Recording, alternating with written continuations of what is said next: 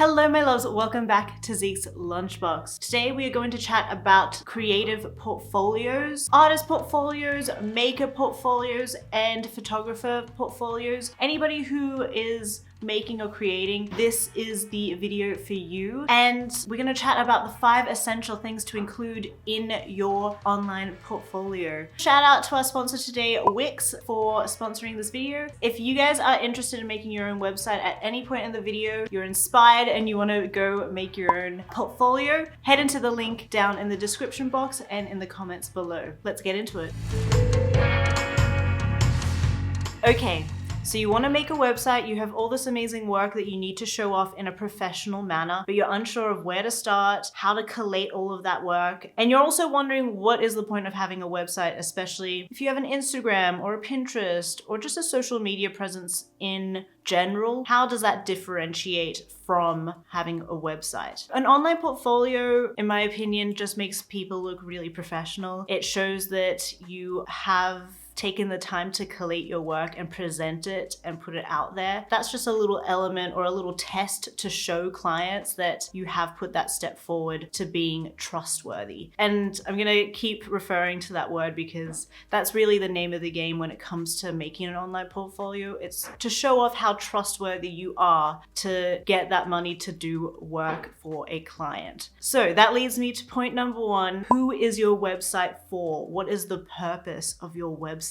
Now this may seem really obvious. You're like, oh, I just need a website because I need to show it off to people. And as great as that is, I would recommend you have a very clear vision of who you intend to see your website. Are you a painter and you want galleries to see your website? Are you an illustrator or a photographer who wants more clients? Those are the very specific things that you have to ask yourself and keep at the forefront of your mind when you are designing a website. So with that being said, that should also reflect what your personal brand and what your voice is when it comes to your creative endeavors. If you guys are a little lost on that, I will link below a couple of videos talking about art style, refining your art voice down in the description box below. But let's say you are a humble creator and you're a ceramicist. Lucky for us, Wix have a bunch of templates ready to go for a bunch of different creatives who have lots of different voices. So when you set up your website, there is a segment called Humble. So there's a bunch of templates that are friendly and playful, so that reflects your brand instantly and you don't have to do all the hard work of trying to collate a typeface, color palette,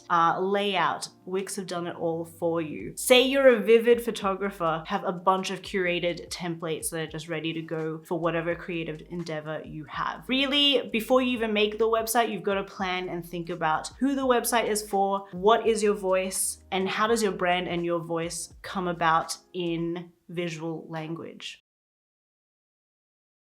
All right, next up, let's chat about artist bio, artist statements, and artist philosophies. They all might sound very similar, but I think it's really important to differentiate all of those options. Obviously, you have to have an about page, and I would recommend having a separate about page that's easy to navigate and people can just instantly click on it. If you need a template for that, Wix has a bunch ready to go and a bunch of about pages that will perfectly suit your needs. So, you can have a photo of yourself as well as your artist bio and blurb. So I mentor a lot of people over on Patreon with where they should go with their artist direction, what business moves they should make. And in the past, I have had to, help a few people design their websites or edit their websites with what needs to go in there. Number one mistake I see is a lot of people want to use really fluffy, extravagant language to really talk themselves up and also make themselves look a lot bigger and more prosperous than they may seem. I totally understand, and that makes sense, and it is intuitive to speak like that, but you have to keep in mind that you are selling to a client, and a client needs to feel like they understand you and know you on a personal level because they will be interacting with you on a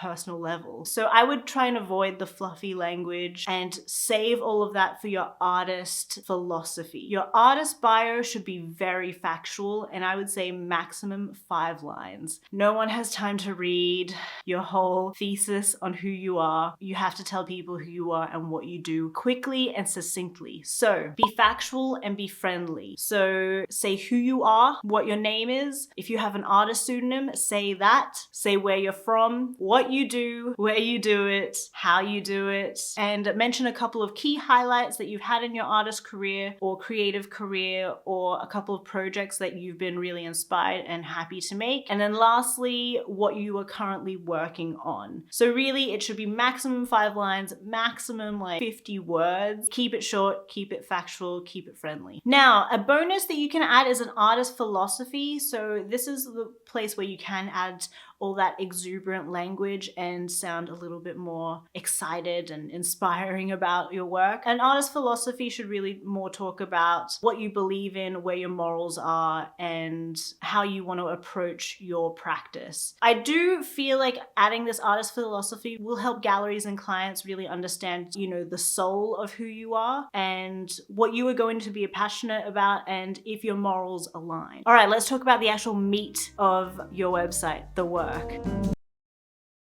Okay, so the work that you should include in your website. This is probably going to be the hardest task. Curating all of that work and boiling it all down is going to be quite a task, a bit nostalgic possibly, and you might get very distracted when you're trying to collate all the work that you want to put into it. Wix have a ton of suggestions for how you should lay out all of your work. I recommend going big and bold, especially because a lot of people will be seeing your images on mobile, so you want to make sure that they are legible and easy to read. But I would really focus on adding like 5 projects that you are really inspired and proud of. What to include in those projects is obviously the final incarnations of that project, and then underneath show the workings and the behind the scenes. A client will want to understand how you work, what your process is, so they get a really good idea of what they're going to expect when they work with you. You have to really hold clients' hands when you work with them and really let them know exactly how it's going to pan out when they work on a project with you. So showing the behind the scenes allows them to understand what the small steps are. Now, what writing you should include in there is what the brief was, how you fulfilled that brief, and the process that you took along in that brief. That last bit's a bit optional, but I think it's important to really show a curated, aspirational project so a client understands how you got to the final product. Now, for artists, it is typical for artists to put all of their work online by year. You could do that, but I think it's one, not going to be worth your time because people aren't going to look at your website that thoroughly. And honestly, that's what social media is for. You want your website to be pretty minimal. It's not worth your time to put hours and hours into your website. You need to focus that time and energy on actually making really good work. And, you know, lucky for us, Wix have got it all sorted. You can easily pop all of your work in there and it will take max 2 hours if you are organized. So, like I said, keep it simple, keep it neat. All right, you have who you're making your website for, you have your artist bio, you've got the work there, you are ready to take on some new clients. So let's talk about our 4th point, which are leads. How do people contact you? Obviously, you want to add a contact page, and I recommend on your contact page to add not only a form, but add another segment, a written segment that has your email address, or bonus your phone number, just because people like to have options, and the more options you give people, the easier it is for them to contact you. On your contact page, I do recommend, if you are like a photographer, I would recommend just putting your rates on that page straight up. It'll save you the emotional labor and the physical labor of having a lot of time wasters in your emails. I've found in the past when I put my rate and my price list on my website, it really helps with just manage expectations and get people to contact you directly with exactly what they know and they know what to expect. Now I know that sounds a little scary, but you know, if we all added our prices out there, we would be able to have a better and higher standard. Overestimate your prices, why not? Your time and effort is worth the money. Other places that you should put your leads, definitely put them down in the footer. If people are scrolling through your website, they're going to end on the bottom, and therefore you might want to have a contact form down there or an extra email and phone number in the footer, you know, in case they don't have to scroll back up and then click onto the contact page. You want your leads to be strewn throughout the website, so you're not making the client work too hard. They don't want to work hard. They want to be on autopilot and just get the work done. Another place that I recommend putting a lead and a contact form is on your about page. You know, you've talked about who you are, what your artist philosophy is. I would put the contact form down below as well as your email, just because they've read it now and now they're ready to get going. So those are the 3 places that I recommend you put your leads. It may seem obvious, but it is harder than you think to find how to contact people. All right, the last essential thing to add to your website is a shop. Now, I know that might seem really intense for a few people, like you just want to make a portfolio, but people are visiting your website because they like your work and maybe they want to work with you. That requires a bit of time and effort. Maybe they really are just a fan of the work and they want to get something for themselves there and then. Now, if this website is something that you're making as a portfolio first and foremost, I think adding on a shop with 5 to 10 products is a really good balance for your shop. However, if you have more than 10 items that you want to sell, I would switch your thinking with how you want to present your website. By that point, I think you're more of a shop than an artist portfolio. So something to consider for whatever your needs are. If you do at any point want to change your website and you are seeing that your products are selling more than you're getting client work, everything is super customizable with Wix and you're able to change and switch up the website at the drop of a hat. You are also able to get some help with Wix in their customer help segment. So if you want to hire somebody to make the process a little bit quicker, you can do that as well. With all the drag and drop features of Wix, really intuitive. So if you want your t-shirts to be plopped together or your art prints to be plopped together, all you have to do is drag and drop. Okay, you guys, those are the 5 things to include in your artist portfolio. However, I do have 2 bonus things that I just want to mention. One is make sure you keep your website super minimal, super clean. Don't put hours and hours of effort into it. I mean, with Wix, you won't have to, but I don't recommend it just for your mental sake and also for you wasting your own time. And remember that the majority of the people that see your website are going to look at it for maximum 15 to 45 seconds.